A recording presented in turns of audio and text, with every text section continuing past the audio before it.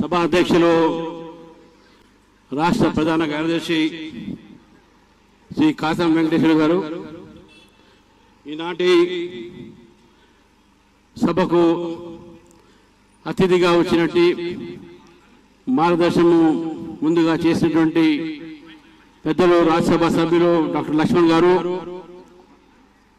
సభను అలంకరించినటువంటి భారతీయ జనతా పార్టీ నాయకులకు, మీడియా మిత్రులకు, ఇక్కడ విచ్చేసినటువంటి యొక్క భారతీయ జనతా పార్టీ కార్యకర్త అందరికీ కూడా పేరు పేరు నమస్కరిస్తూ, ఈనాడు ఈ ధారణ కేవలం ఫోన్ ట్యాపింగ్ అనేటువంటి అంశమే కాకుండా ఈ రాష్ట్రంలో జరుగుతున్నటువంటి ఒక బీఆర్ఎస్ పార్టీ, కాంగ్రెస్ పార్టీ యొక్క కుటీర రాజకీయాలు, కుట్ర రాజకీయాలు అనేటువంటి ప్రజలకు తెలియజేయాల్సినటువంటి ఒక అవసరం ఉంది. కాబట్టి ఈ ధారణ ద్వారా తెలంగాణ ప్రజలకు, దేశ ప్రజలకు ఈ రెండు రాజకీయ పార్టీలు చేస్తున్నటువంటి ఒక దొంగ నాటకాన్ని బట్టబయలు చేయడానికి ఈ ధారణ కేవలం ఆరంభం మాత్రమే.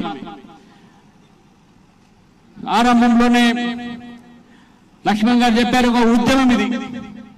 ఆ ఉద్యమంకి ఇది ఈరోజు ఇందిరా పార్క్ నాంది మాత్రమే పడడం జరిగింది.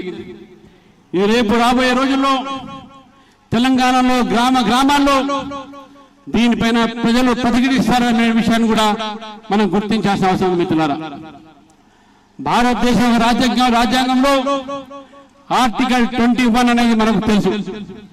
ఈ ఆర్టికల్ 21 ఒక వ్యక్తి స్వేచ్ఛని కానీ, ఒక వ్యక్తి సంబంధించినటువంటి ఒక పర్సనల్ సంభాషణలు కానీ, వ్యక్తిగత సంభాషణలు కానీ ఇతరులకు తెలియజేయాల్సింది, తెలపాల్సింది అవసరం లేదు.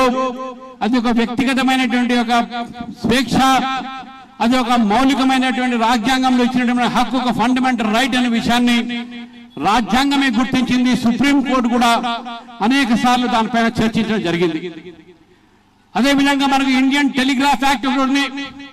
ఇండియన్ టెలిగ్రాఫ్ యాక్ట్ సెక్షన్ 5 ప్రకారం కూడా ఏదైనా ఫోన్, ఇతర ఫోన్లని మనం వినాలంటే ఒక కాంపిటెంట్ అథారిటీ ఉంటుంది. సెంట్రల్ హోమ్ మినిస్ట్రీలో హోమ్ సెక్రటరీ ఉంటారు. ఆ హోమ్ సెక్రటరీతోనే అనుమతితోనే ఈ నంబర్లను మీరు ట్యాప్ చేసుకున్నాము, వీళ్ళు దేశ వ్యతిరేక కార్యక్రమాలు ఉన్నారు, వీళ్ళు నక్సలైట్లు, వీళ్ళు ఎక్స్ట్రీమిస్టులు, వీళ్ళు ఉగ్రవాదులు అనేటువంటి ప్రైమా ఫేస్ ఎవిడెన్స్ ఇచ్చిన తర్వాతనే, ఆ ఒక అనుమతి తర్వాతనే ఫోన్ ట్యాపింగ్లు చేయాలి.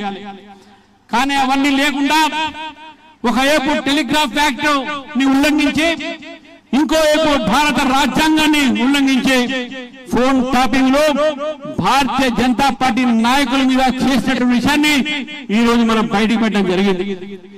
కానీ మిత్రులారా, ఈ మాట భారతీయ జనతా పార్టీ ఇప్పుడు కాదు, మునుగోడు ఎలక్షన్లోనే, ఆ ఉప ఎన్నికల్లో జరుగుతున్నటువంటి సమయంలో ఏ డ్రామా అయితే, హై డ్రామా అయితే కేసీఆర్ గారు ఆ రోజు నాటకం చేశారో, ఆ రోజు మీరు చెప్పాము, ఇది కేవలము కేసీఆర్ గారి స్క్రిప్ట్.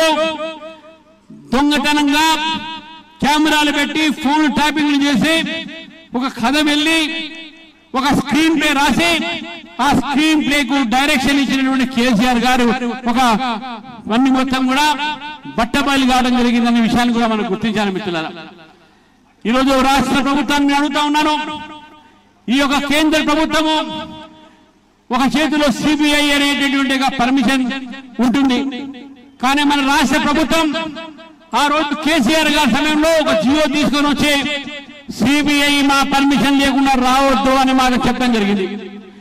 సిబిఐ మా యొక్క రాష్ట్రంలో రాష్ట్ర ప్రభుత్వం అనుమతి లేకుండా ఈ యొక్క రాష్ట్రంలో అడుగు పెట్టడానికి వీల్లేదు అన్నటువంటి రేవంత్ రెడ్డి ఆ రోజు హైకోర్టులో బిఎల్ సంతోష్ గారికి సంబంధించినటువంటి కేసులో సిబిఐకు హైకోర్టు ఆర్డర్ ఇస్తే, ఇప్పుడు అది సుప్రీంకోర్టులో పెండింగ్ ఉంటే దాని విషయంలో ఈ యొక్క రాష్ట్ర ప్రభుత్వం ఇంకా దానిపైన ప్రభుత్వం మారింది కాబట్టి చర్య తీసుకోలేదు. రెండోది, కాళేశ్వరంలో జరుగుతున్నటువంటి అవకతవకలపైన మీ సిబిఐ డిమాండ్ చేశాం. కానీ ఆ జీవో అడ్డం ఉంది కాబట్టి ఈ రోజు అక్కడ కూడా సిబిఐ అక్కడ విచారణ జరగట్లేదు. కానీ ఈ రోజు జరుగుతున్న దాని మీద సిబిఐ విచారణ జరిగితేనే వాస్తవాలు బయటకు వస్తుందని చెప్పి భారతీయ జనతా పార్టీ నమ్ముతుంది.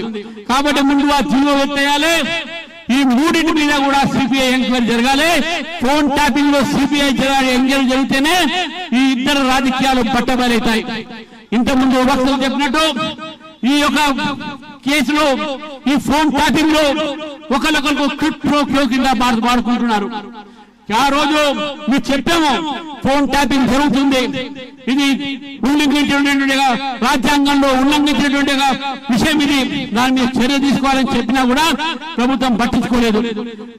ఏప్రిల్లో మార్చిలో అరెస్ట్ అయిన అధికారులు మొన్ననే అప్పుడే వాగ్మూలం ఇస్తే ఇప్పుడు ప్రజల ముందు పెట్టి సెలెక్టివ్ గా లీక్ చేసి మీ దీంట్లో మీ అంతరాయం ఏముందని చెప్పేసి కూడా రేవంత్ రెడ్డి గారు తెలంగాణ ప్రజలకు చెప్పాల్సింది. కాబట్టి సమయం ఎక్కువ లేదు కాబట్టి దీని మీద లీగల్ గా చాలా ఇష్యూస్ ఉన్నాయి. తప్పకుండా భారతీయ జనతా పార్టీ ఈ రోజు ఈ యొక్క విషయాన్ని చాలా తీవ్రమైనటువంటి పరిస్థితిలో మనం తీసుకుంటున్నాం. బిఎల్ సంతోష్ గారి యొక్క జీవన ఏదైతే మొత్తం వారు ధారపోసారో వారి ఒక పేరుని ఉల్లంఘించి ఈ రోజు వారి పేరుని దాన్ని తీసుకువచ్చి వారిని ఇన్వాల్వ్ చేసి వారిని అరెస్ట్ చేసే ప్రయత్నం చేశారు. కాబట్టి భారతీయ జనతా పార్టీ ఊరుకోదు. కాబట్టి మీ అందరికీ కూడా ఈ యొక్క విషయాన్ని తెలియజేస్తూ ఇంత పెద్ద సంఖ్యలో కార్యకర్తలు ఈ యొక్క కార్యక్రమానికి వచ్చినందుకు అందరికీ పేరు పేరున నమస్కరిస్తూ నాకు ఈ అవకాశం ఇచ్చినటువంటి మిత్రులకు ధన్యవాదాలు చెబుతూ భారత్ మాతకి జై. జై సురేందర్ రెడ్డి గారు.